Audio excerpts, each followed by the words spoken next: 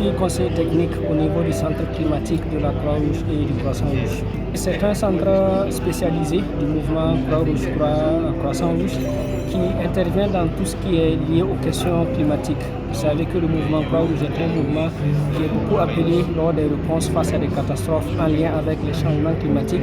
Et donc, au niveau de la Fédération internationale, il a été jugé opportun, à un moment donné, de mettre en place un centre qui va travailler avec les différentes sociétés nationales de la Croix-Rouge pour les appuyer à intégrer les informations climatiques et les alertes précoces dans leurs interventions. Et donc, c'est dans ce cadre-là que ce centre a été mis en place. L'un des exemples concrets au niveau de la Croix-Rouge, du centre climatique de la Croix-Rouge, c'est que dans notre stratégie 2020-2025, nous avons mis l'accent comme l'un des thèmes phares sur l'action anticipatoire. En quoi ça consiste? Ça consiste à pousser les sociétés nationales de la Croix-Rouge et du Croissant-Rouge à prendre des actions sur la base de prévisions météorologiques ou climatiques avant même que les aléas ne surviennent. Je donne un exemple.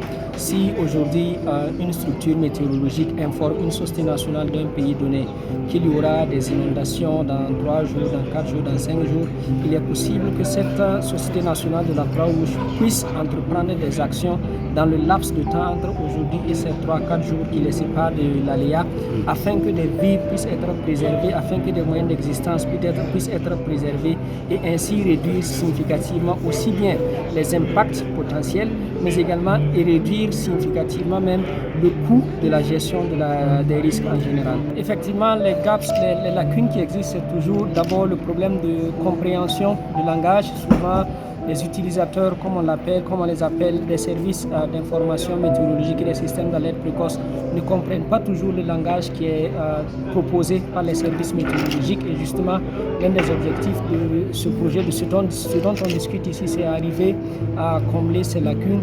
Il y a également souvent le problème de moyens financiers, notamment. Donc, on peut avoir la bonne information, mais s'il n'y a pas de moyens pour mettre cela en action, c'est souvent difficile.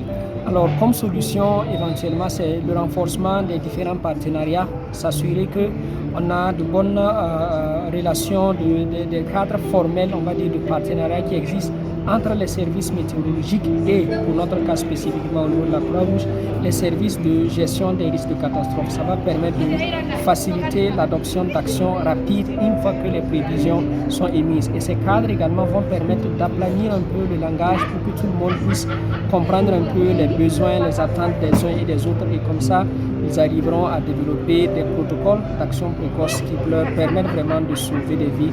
Tel est le but ultime de l'alerte précoce.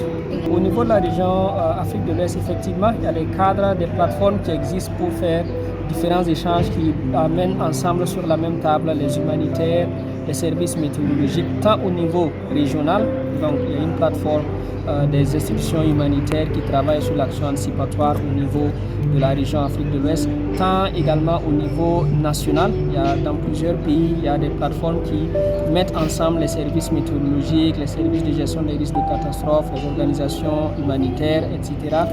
que même au niveau local, parce que souvent il y a des comités locaux également qui sont mis en place pour pouvoir traiter de ces questions-là. Et donc c'est une approche qui existe au niveau de l'Afrique de l'Ouest. C'est vrai qu'il y a toujours des lacunes au niveau de la région, mais je pense que la région n'est pas tellement à la traîne par rapport à ces questions. Puis juste un rappel, nous c'est le centre climatique de la Croix-Rouge, ce n'est pas, je ne réponds pas directement de la fédération, mais comment est-ce que concrètement on arrive à le faire? On met en place ce qu'on appelle un système de déclencheurs. Alors, c'est quoi les déclencheurs?